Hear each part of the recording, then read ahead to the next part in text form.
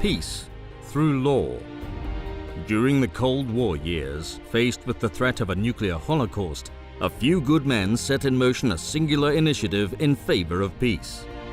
It was July 1957 when, on the occasion of a gala hosted in London in honor of the American Bar Association, its president, Charles Rhine, the Chief Justice of the United States, Earl Warren, and Sir Winston Churchill agreed to create a program to promote world peace through law, the rule of law against the use of force. It's at that moment they decided to launch what would later be called the World Jurist Association. Years later, in 1963, Charles Rhine and Earl Warren, in their tireless struggle for human rights, inaugurated in Greece the first World Congress of Law.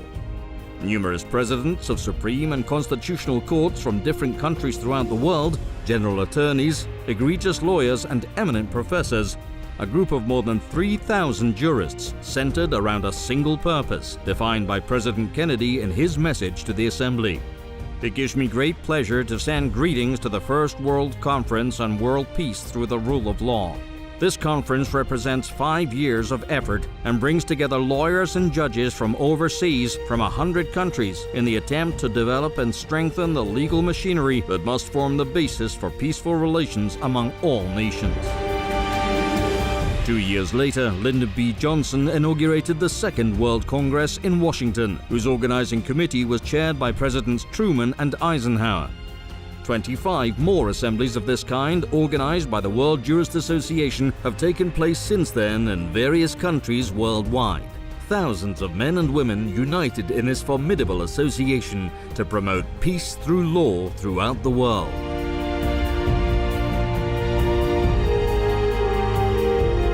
3 world statesmen were also honored years ago with the World Peace and Liberty Award. Sir Winston Churchill, René Cassin, father of the UN Declaration of Human Rights, and Nelson Mandela.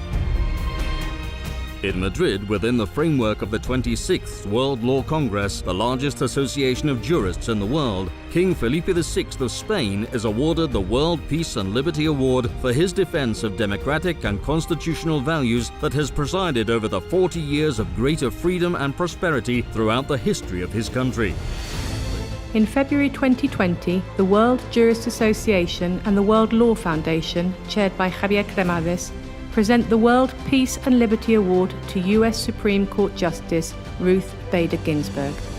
Upon the passing of the U.S. Supreme Court Associate Justice, the World Jurist Association, along with Professor Jane Ginsburg, decided to confer the Ruth Bader Ginsburg Medals of Honor to female jurists who have promoted the rule of law and gender equality throughout their careers. I would like to first of all acknowledge and celebrate the creation by the World Jurist Association of the Ruth Bader Ginsburg Medals. Not so much because we were just awarded the medals, but because it is a very effective way to promote the legacy of a giant on the shoulders of whom we all stand. Not only did she consistently and resiliently promote the equality of all before the law and the defense of the rule of law, but she was also a magnificent agent of change for good in society and in the world. The WJA is part of the contemporary history of the struggle for a world ruled by law, not by force. For the first time, this award, that many consider the Nobel Prize of Law, is not given to a person. The World Jurist Association awards to them the World Peace and Liberty Award as its 2021 World Law Congress. Congratulations, people of Colombia. For 60 years now, the WJA has worked to strengthen the rule of law around the globe so we can build a peaceful, more inclusive set of societies where the rights of all are respected. I want to thank the World Jurist Association and its chairman, Javier Cremades, for hosting today's program and for the important role the organization plays in our international community. Freedom, equality, rule of law. And here we are in the midst of it. Here we are. Can we? And none of us knows. None of us knows. All we know is that we can try.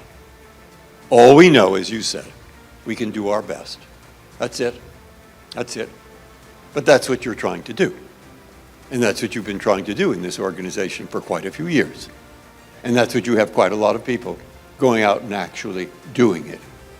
So we have 3 languages where they produce a challenge. And we are in a building where they tried to meet it. And we are in an organization that itself is trying to meet that challenge. And all I can say is thank you for recognizing me as a part of it. Thank you. You may ask what the World Jurist Association is doing here at the United Nations today. We are here because we share President Kennedy's belief that law is the strongest link between humanity and freedom. We are here to bolster the rule of law, to lay claim to the hard work of lawyers and judges and jurists across this country and around the world who risk imprisonment and torture and death every day, day after day, day after day. 5 outstanding women will be receiving the Ruth Bader Ginsburg Medals of Honor.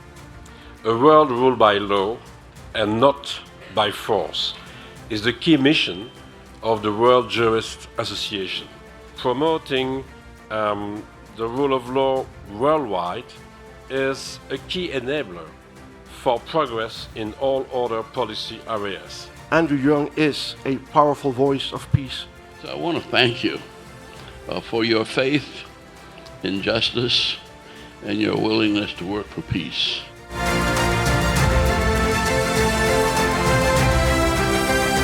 On behalf of the World Jurist Association, welcome again to New York. What an honor to receive this award on behalf of the European Commission. And this on the occasion of the 60th anniversary of the World Jurist Association, a network of jurists that would defend fundamental rights and the rule of law across the world as a contribution to global peace. 60 years on, you are still faithful to your foundation and your principles, and I want to thank the World's Jurist Foundation Association not only for this recognition, but for your enduring service for all, to all humanity. This is a consequential moment, and it calls for thoughtful leadership and strong institutions.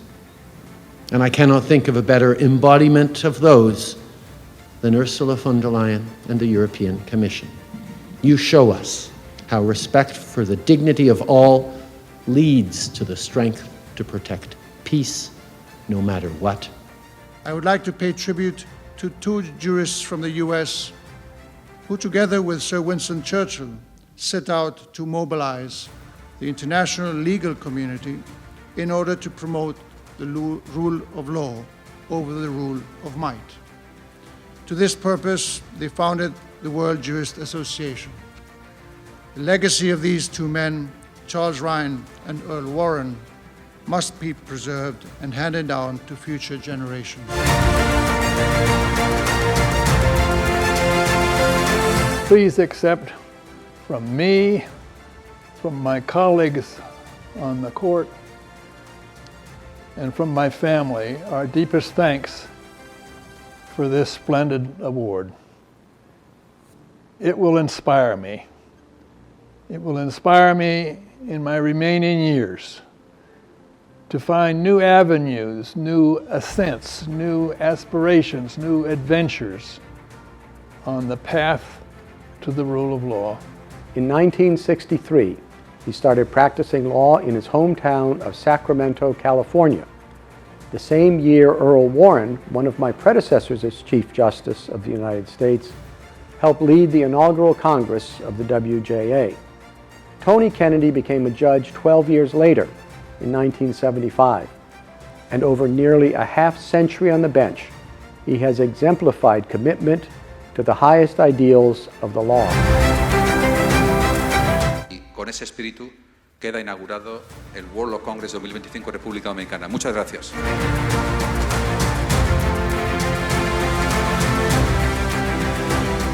I am deeply humbled to receive this award because there are so many others in this room today who are more deserving than me. Gracias a ustedes por todo lo que han hecho por el Estado de Derecho y por la bienvenida que me han dado a mí hoy. Gracias. Nos veremos relativamente pronto, en Tirana, en mayo del año 27. Mientras tanto, sigamos trabajando para que cada uno desde su responsabilidad siga siendo una pequeña fuerza a favor del Estado de Derecho y que eso nos permita a todos perseguir unidos nuestros sueños de paz y justicia en libertad. Muchas gracias.